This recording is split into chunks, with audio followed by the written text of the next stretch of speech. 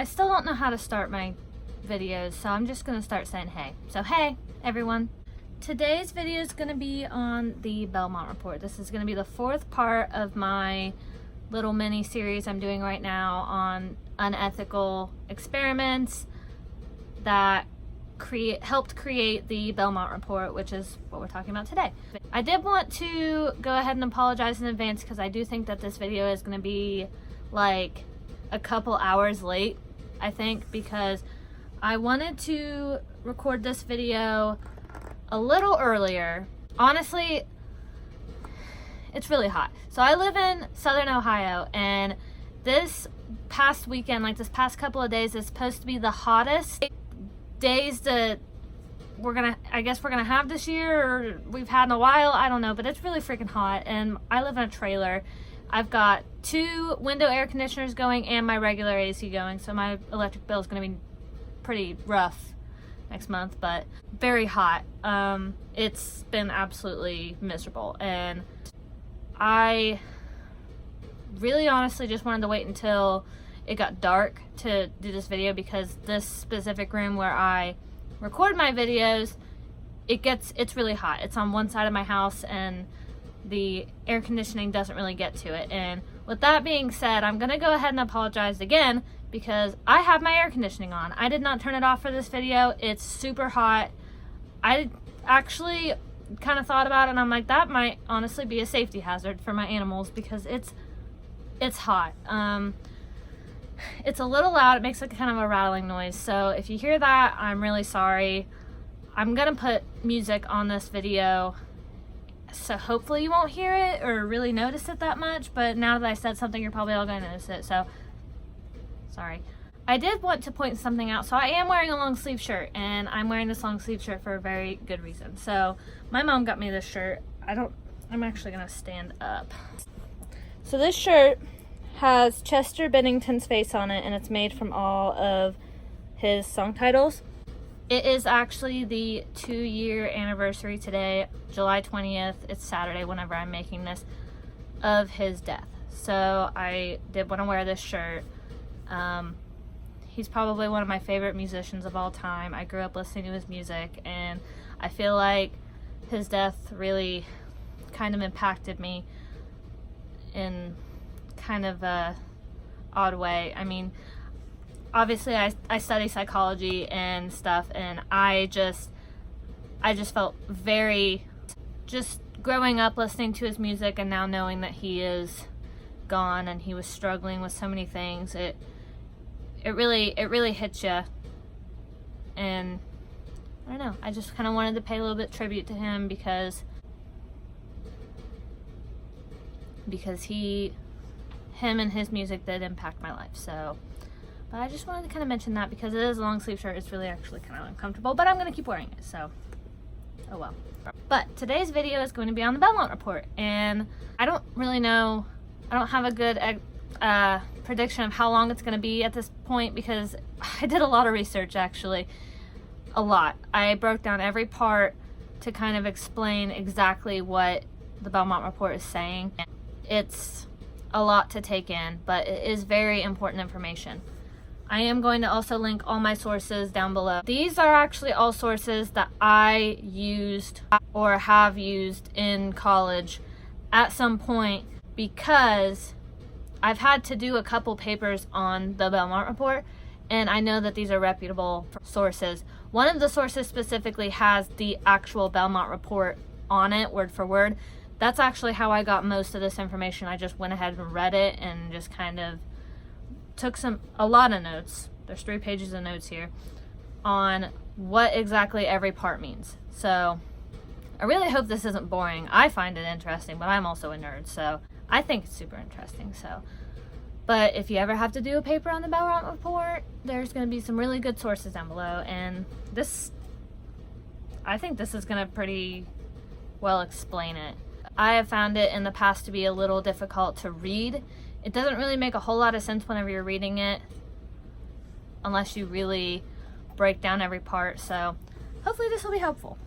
The Belmont report is the ethical principles and guidelines for the protection of human subjects for research. So that basically means that it is going to be kind of a list of the rules that researchers need to follow in order to conduct research, in order to make sure that they are kind of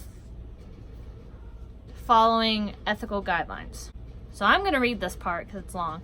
It was written by the National Commission for the Protection of Human Subjects of Biomedical and Behavioral Research. That's a mouthful. I would not like to be on that board because I wouldn't be able to say the name. The Belmont Report is split into 3 parts. Part A is the boundaries between practice and research. Part B is basic ethical principles, and Part C is applications. So we're going to start with Part A. So Part A, which is the boundaries between practice and research, basically just explains the difference between practice and research. It actually defines them. That way there's no way around what can be deemed practice and what can be deemed research. So practice refers to things like interventions, basically interventions that are designed specifically to enhance the well-being of a patient. And these interventions or this practice has a reasonable expectation for success. So the whole idea of practice is that it is going to hopefully enhance the well-being of a specific patient or client and is expected to work. Research, on the other hand, is defined as something that has a hypothesis, is aiming to test that hypothesis, permits conclusions to be drawn, and is thereby developed to contribute to generalizable knowledge. So the point of research is to contribute to what we know, test a hypothesis, and draw some type of conclusion based off of that hypothesis. So what we know as research, but just a very broad and definite definition. So research is going to be expressed in things like theories, principles, and statements of relationships between things. When it comes to research, if there's any indication that research is going to be taking place, it should always be reviewed by some type of review board. Specifically in psychology is going to be the IRB. The IRB stands for the Institutional Review Boards. So I'm actually very familiar with the IRB because whenever I would take Psych stats, which is statistics, it's terrible. You actually have to take a test and if you pass the test, you're able to conduct research in specifically, I think, just a college setting. It's for learning purposes. I think that's pretty much the biggest reason we took it. It wasn't like an actual licensure or any type of deal. It was just we were being approved to conduct research, which we would have to do for psych stats because we would have to go out and collect data and come back in and actually compare it and do tests on it and stuff like that. And this test would actually test if you understand ethical guidelines and are going to adhere to those guidelines when doing this research. So on to Part B. Part B is the basic ethical principles section. Basic ethical principles is split into 3 separate sections. These sections are respect for persons, beneficence, and justice. So starting off with respect for persons, the Belmont Report specifically states that subjects should be treated as autonomous agents. And secondly, people with diminished autonomy should be protected. So what exactly does it mean to be an autonomous agent? So autonomy in a psychological research sense basically means that you can make choices off of your own free will. And if you have diminished autonomy, that basically means that you can't make decisions or make safe decisions for yourself. People with diminished autonomy could be very old, they could be elderly, confused. People maybe with dementia aren't able to make very safe decisions for themselves, so they wouldn't be considered a fully autonomous agent. They would be someone with diminished autonomy, and they are entitled to protection. So this also, along with this, are people who maybe have special needs, developmental disabilities, children, people like that. They have protection because of the respect for persons that the BELMONT report is making part of the ethical guidelines. So the second part is beneficence. So the point of beneficence is that we are not only protecting people from harm, but we are also making efforts in order to secure their well-being.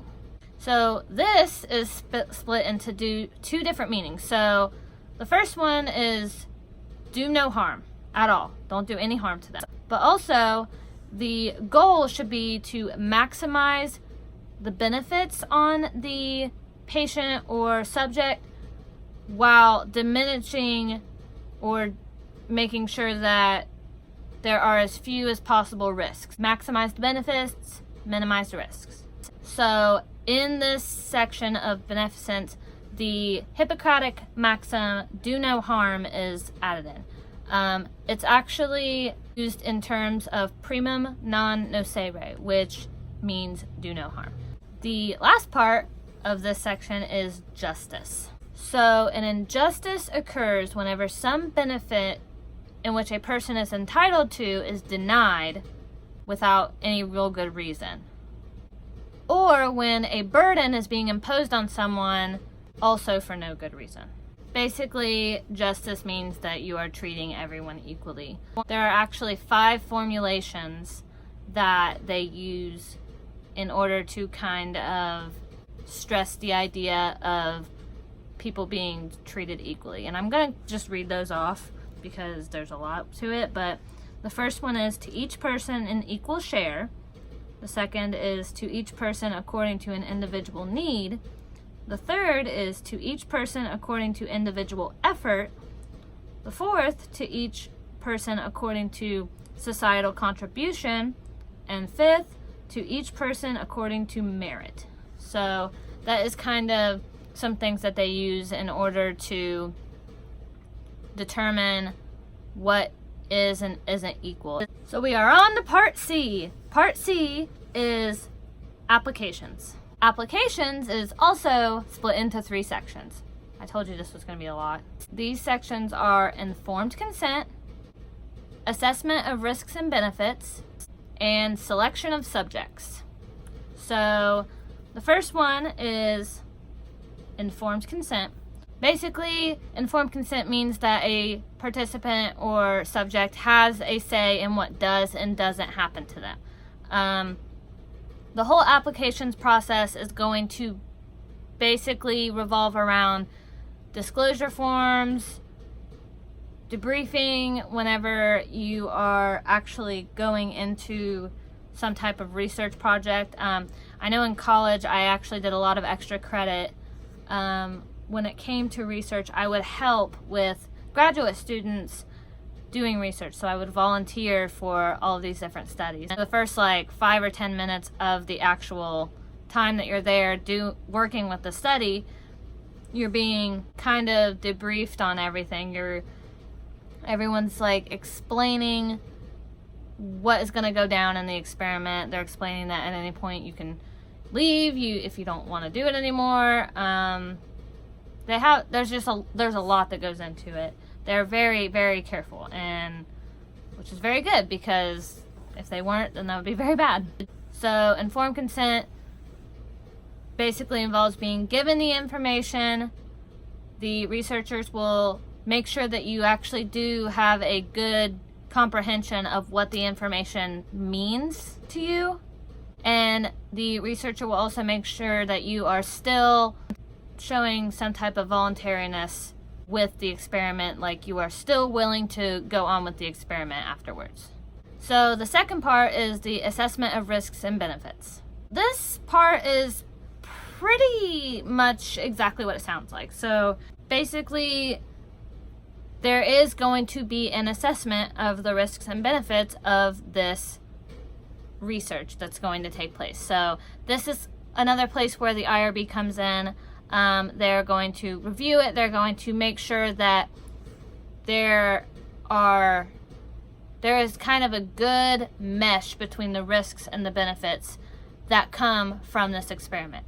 Bonus points if the benefits outweigh the risks. So there are actually 5 parts, or I guess criteria, that the IRB actually uses in order to assess the risks and the benefits. And I'm going to read those off because it's kind of long, so I'm just going to read it. Number 1, brutal or inhumane treatment of human subjects is never morally justified. Number 2, risks should be reduced to those necessary to achieve the research objective. It should be determined whether it is in fact necessary to use human subjects at all. Risk can perhaps never be entirely eliminated, but it can often be reduced by careful attention to alternative procedures. 3, when research involves significant risk of serious impairment, review committees should be extraordinarily insistent on the justification of the risk, looking usually to the likelihood of benefit to the subject, or in some rare cases to the manifest voluntariness of the participation. Number 4, when vulnerable populations are involved in research, the appropriateness of involving them should itself be demonstrated. A number of variables go into such judgments, including nature and degree of risk, the condition of the particular population involved, and the nature of the level of anticipated benefits. Number 5, relevant risks and benefits must be thoroughly arrayed in documents and procedures used in the informed consent process. That's a lot. So the last part of the applications section of the Belmont report is selection of subjects. The selection should follow moral and ethical guidelines. There shouldn't be any type of racial, sexual, or ethnic bias towards any of the subjects. So a common problem that comes with research is that some of the participants are people... There's something in my eye. So a common problem that comes with some research is that some of the participants include people who are institutionalized, sick, poor, or are part of a minority group. These types of people are kind of sought after by some researchers because they are somewhat easier to obtain in some situations, especially institutionalized people, because they seem like they're less likely to kind of care about any of the risks that can come along with it, or they are more willing to continue on with the research. They're going to be less likely to back out of the research, things like that. So they're kind of more commonly used, and this section of the Belmont report is to protect those people. And that's it. The Belmont report was created in response to the Tuskegee syphilis experiment, and I would also say that it was made in response to the Milgram obedience experiment as well, because it falls in the same timeline. I believe that it did have a lot of say, but the biggest focus that actually got the ball rolling on the Belmont report was the Tuskegee syphilis experiment, which is why I wanted to talk about it. So when looking at the Belmont report, you can see all the things that the researchers who conducted the Tuskegee syphilis experiment did wrong. They did not explain the actual nature of the experiment. They used a lot of deception. They did not obtain any type of informed consent because none of the participants were actually informed of what was going on. They were lied to. The selection of subjects was also really wrong because they were using very sick people who felt like they really didn't have any other option than to come into this type of deal. But again, at the same time, they didn't know what was going on. They didn't understand that they didn't know that it was a research type of deal. They thought that they were getting free health care and treatment for syphilis. So that experiment, there's so many reasons why it was wrong. The whole thing was wrong. All of it, everything was wrong. And that's why all of the subjects and their families got compensation, were sincerely apologized to, because it was wrong. It was very, very, very wrong. Hopefully nothing like that ever happens again, because that was very, very, very wrong. And there have been steps that are being taken every day to make sure that doesn't happen anymore. There are actually several additions added into the Belmont report all the time. There's actually supposedly one that hasn't been finalized yet, but they add more to it all the time to make sure that the human subjects that are being used for research are completely and totally protected. That's a human life that is at stake in some way, just so we understand something better. That is not a good enough reason to harm someone or potentially ruin someone's life. But that is all I have today. I'm thinking that my next video that's going to be up, hopefully if my house is clean and I can clean my floors and stuff, I think I might do an animal room tour next, because there's a lot of animals. I now have 8 animals. I don't know if I mentioned this in my last video, but I just rescued a bearded dragon. Let me know, comment below if you think that would be a good idea. And I do think that my next Psych Saturday video next week is going to be on the Zimbardo prison experiment. Maybe. Yeah, that's all I have today, so if you guys liked it, give it a like. If you want to hear more from me, subscribe, and our little mini series is done. So I really hope you guys found it interesting. But thank you guys for watching, and I'll see you sometime next week. So, bye!